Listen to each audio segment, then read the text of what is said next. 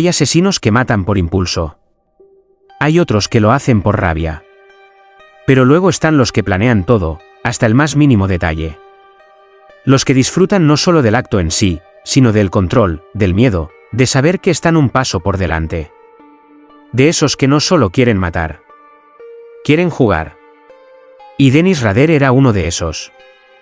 Le llamaban BTK. Atar, torturar y matar. Y lo peor no es solo lo que hizo, sino cómo lo hizo.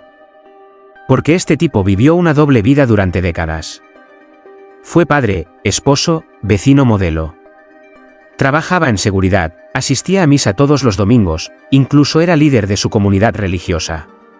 Escondía secretos más oscuros de lo que cualquiera podía imaginar. Todo empieza en Wichita, Kansas. Una ciudad tranquila, de esas donde la gente deja la puerta sin cerrar, donde todo el mundo se conoce. Nadie se esperaba lo que estaba a punto de empezar. Fue en 1974 cuando BTK cometió su primer crimen conocido.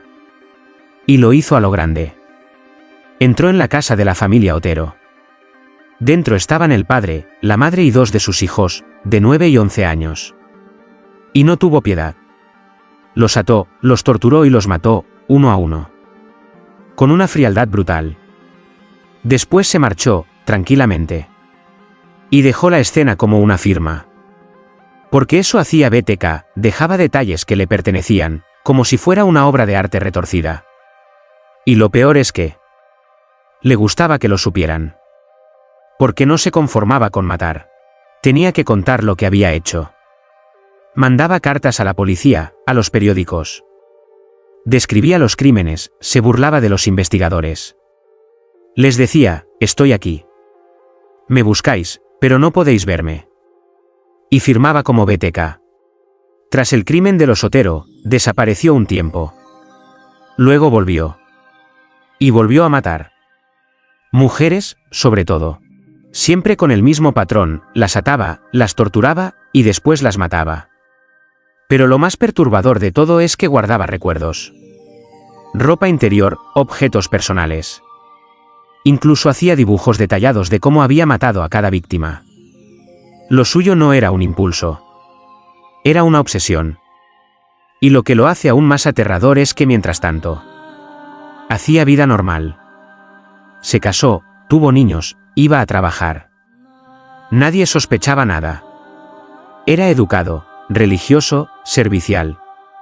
Y a la vez, un asesino en serie con una lista de víctimas y una mente perversa. Durante los años 80 y 90, BTK se esfumó. O al menos eso parecía. No hubo más crímenes conocidos. Y la policía pensó que había muerto, o que se había retirado. El caso se fue enfriando. Pero en realidad, él seguía ahí. Observando. Esperando.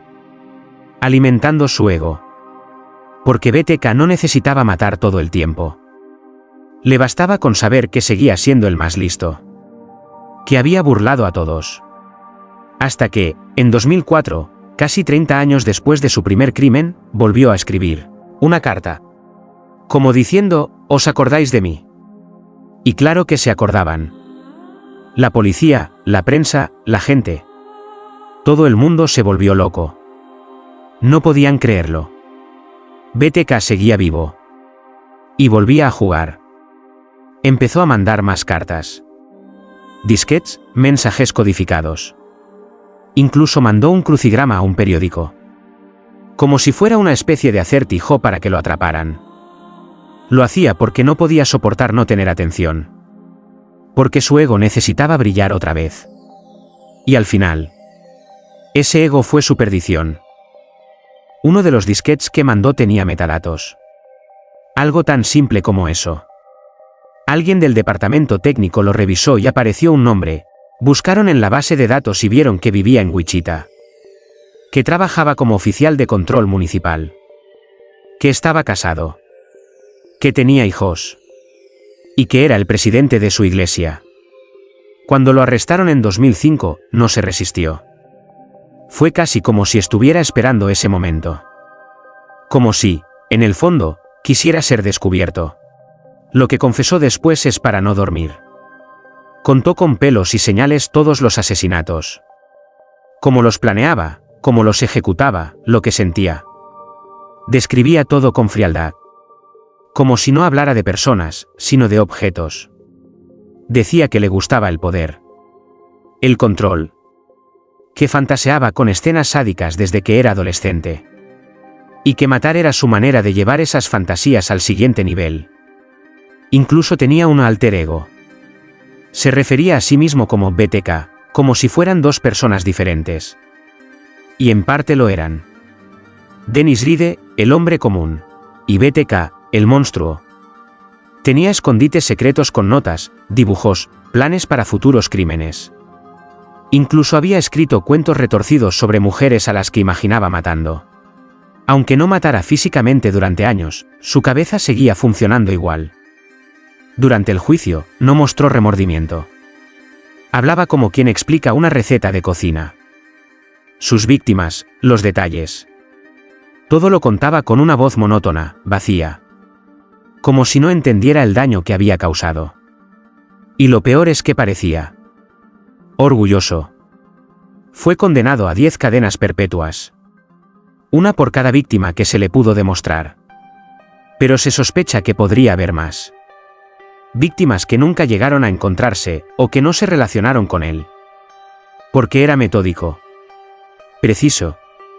Y muy cuidadoso. Ahora está en una prisión de máxima seguridad, cumpliendo su condena. Pero sigue dando entrevistas, escribiendo cartas. Intentando seguir en el foco. Porque BTK no quiere desaparecer. Quiere que lo recuerden. Que lo nombren. Que no lo olviden. Y eso es lo más aterrador. Que detrás de una cara corriente, de un padre de familia, de un tipo que iba a la iglesia, podía esconderse uno de los asesinos más sádicos y manipuladores de la historia. ¿Y tú conoces realmente a tus vecinos?